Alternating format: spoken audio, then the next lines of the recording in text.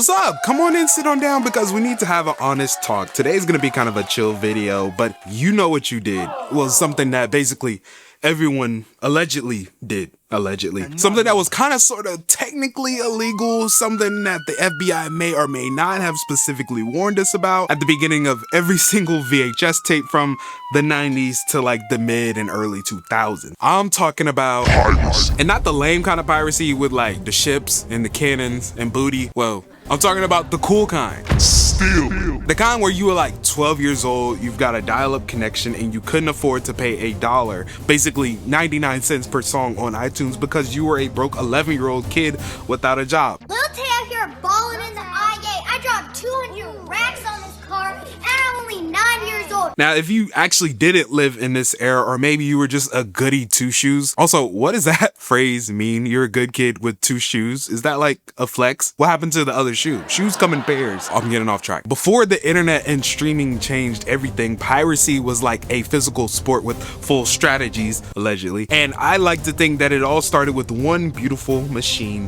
the ancient archaic VCR. The VCR was one of the earliest home video devices, but it also had a secret function that not many people knew about. It could record live TV, like a DVR before everything went digital. Some super geniuses realized that if you connected two of these bad boys together, one to play and one to record, it was like a fifth dimension opened up in the collective brains of Americans. I had a friend who had an entire bookcase floor to ceiling full of copied VHS tapes, all hand labeled with like Sharpie marker. Every movie he'd ever rented from Blockbuster Hollywood Video was copied before it was ever sent back. And also rewinded, of course. Be kind and rewind, folks. But just a personal archive built one rental at a time, and at the time it didn't feel like piracy. The VCR had a built-in function.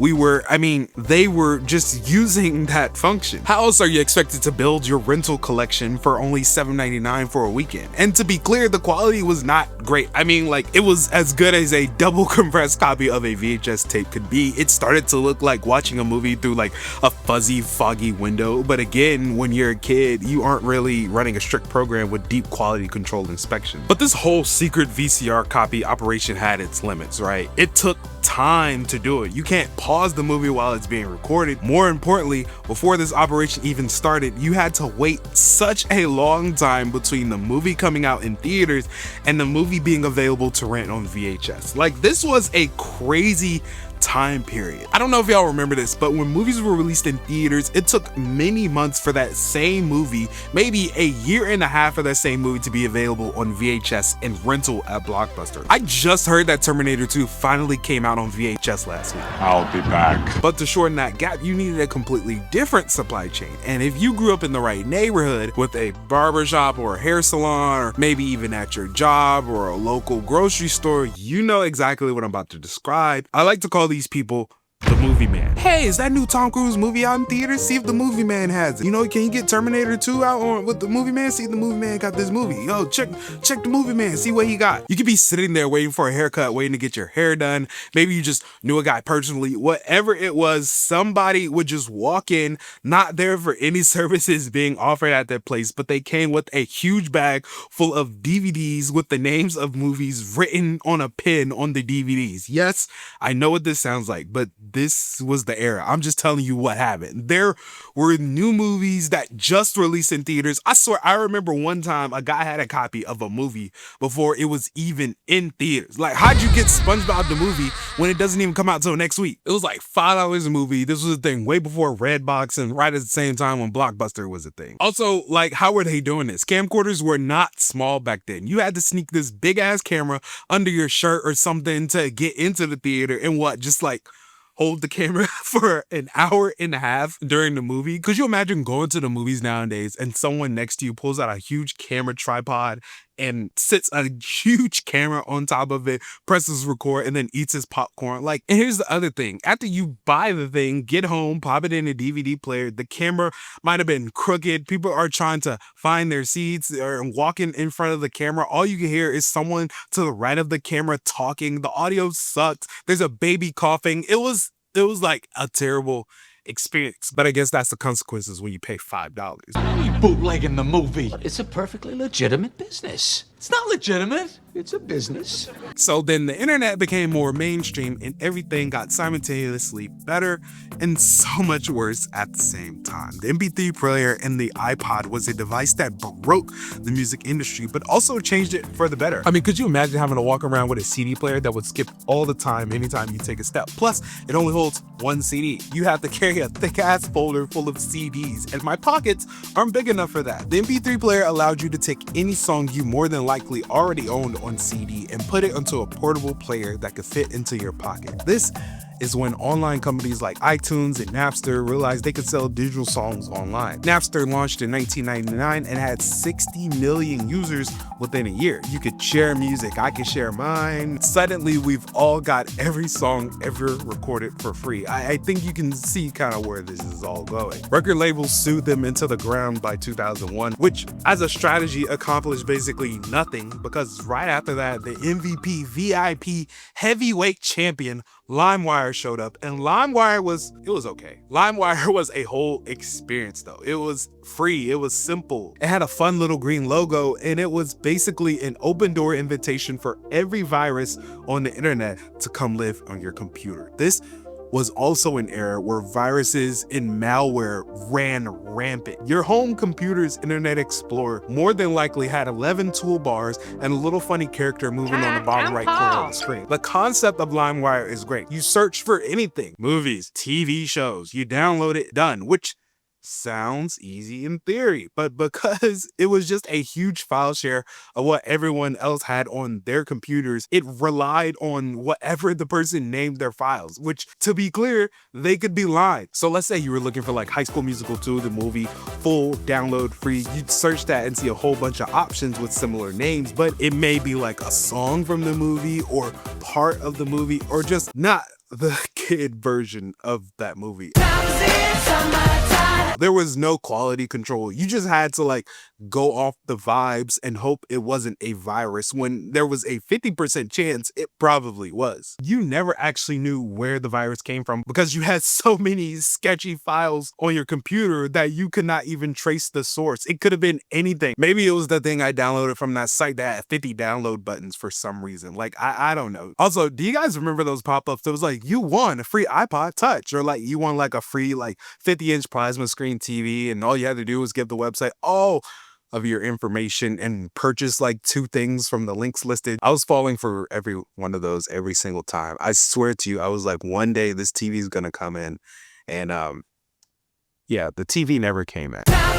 Also, iTunes was selling songs for like 99 cents a song, sometimes 79 cents, which is like not that bad of a deal. Clean file, no virus, instant download, genuinely a reasonable deal. But I'm a kid. I don't have money. I'm broke. I'm broke!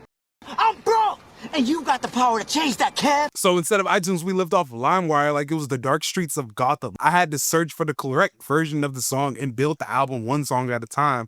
I'm pretty sure one of the versions was spyware, and now my laptop camera is compromised, but at least I can listen to the new Black Eyed Peas album. I'm so 3008. There's give and take, man. Come on, there's give and take. You get the album, someone gets access to all the files on your computer. This is fair. Plus, we had all these iPods just sitting there waiting to be filled. These devices were hungry to be filled with songs and music and videos and apps and, you know, things like that. Eventually, things got to a point where people needed more than songs. They needed full movies, whole seasons of TV, and that's where torrenting came in. BitTorrent was actually kind of cool in how it worked. Instead of one person sending you a file, your computer would pull in tiny pieces from hundreds of people's devices at once. The more people sharing it, the faster it downloads. I'm sure many of you already know about some of these sites like the Pirate Bay, which essentially became like the golden standard Google of selling the 7 Cs. Also, just a legal disclaimer, I am not suggesting that any of you use any of these methods or any of these websites that I talk about. I'm just talking about a fun era in time that a lot of people are saying they may or may not be going back to. Ironically, also because people are tired of ads and paying for subscription services just for it to still have ads on them. The industry's big response to all of the torrenting and pirating was to just straight up start suing regular people. Do you know how many 8-year-olds got sued? There was a kid in my class who got sued and we never saw him after that. True story. Okay, it wasn't a true story, but like, could you imagine? A woman in Minnesota got hit with a $222,000 fine for sharing just 24 songs. Media coverage was like huge. It was basically the way for labels and production companies to scare people away from using LimeWire and torrenting services, but like, nobody has ever felt bad for these huge record labels. I mean, some people felt bad for the individual artists. Yes, technically, none of this was legal to do, but the downloading didn't even stop. In fact, the downloading go. But in the end, this era didn't end because of crackdowns. It didn't end because of huge lawsuits. It ended because something came along that at the time was easier than just stealing. Well, almost more convenient. Netflix started ramping up the whole streaming thing in 2007. Spotify gave you access to like every single song around 2008. Netflix used to be like $7.99 a month, no ads, and it had The Office and I think Seinfeld. You like jazz? And the benefit with Spotify was that you had every single song instantly. No waiting to download, no wrong version, no virus, no Googling, watch movie free online, no sign up, no waiting through a swamp of sketchy links, even if you don't pay premium. Spotify and Pandora had a radio function that you could just stream different popular songs or search a certain artist and genre and kind of hear like a different groove and list and playlist of their songs. But for less than $10 a month, all the hassle fully just went away. And most people looked at this deal and said, yeah, okay, that's worth it. That's the deal. I'll take it. What am I gonna do? Buy every song ever made for 99 cents each? How many songs even exist? Hold on, let me search.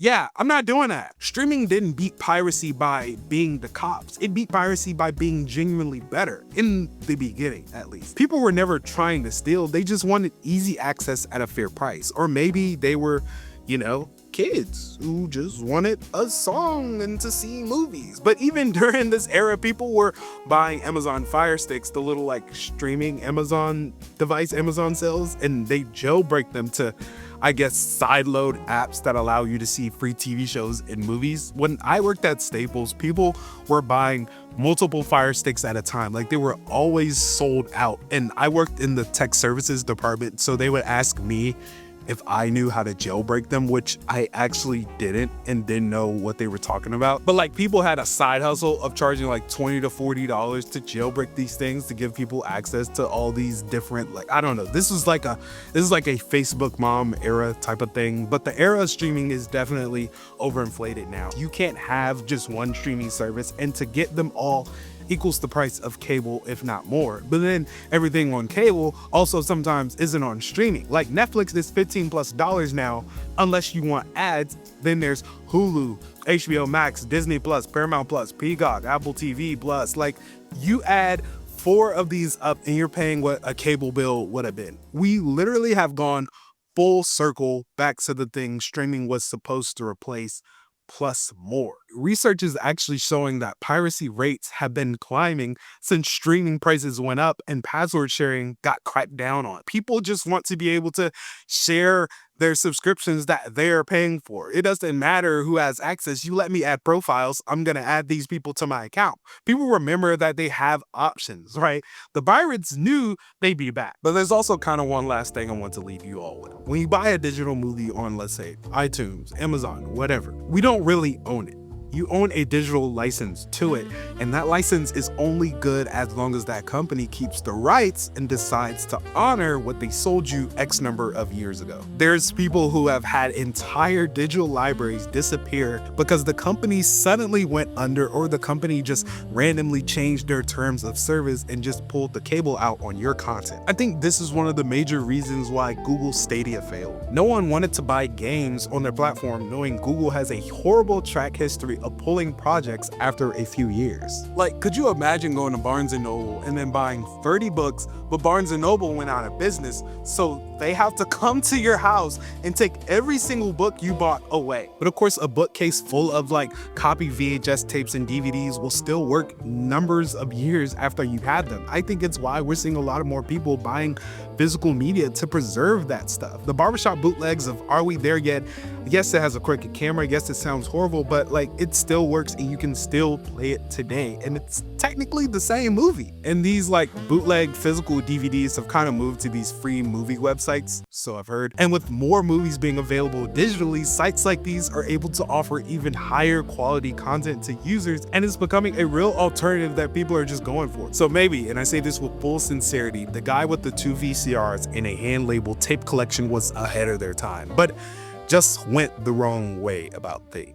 I don't know. Nobody in that barbershop felt like a criminal. Nobody waiting 45 minutes for a LimeWire download thought they were doing something horrible, because the end goal was just to watch a Kevin Hart special or to get the latest Simpsons movie or all of the South Park episodes. Like, we just wanted to watch stuff and listen to music. And when the legitimate options were bad or too expensive, we found another way. When streaming made it easy and cheap, most people stopped using LimeWire, right? But now that it's getting hard and expensive again, well, you see where things are going. Same story, new chapter, new era. Anyway, drop a comment, leave me a like, and subscribe. What is the most unhinged thing you've ever downloaded off LimeWire?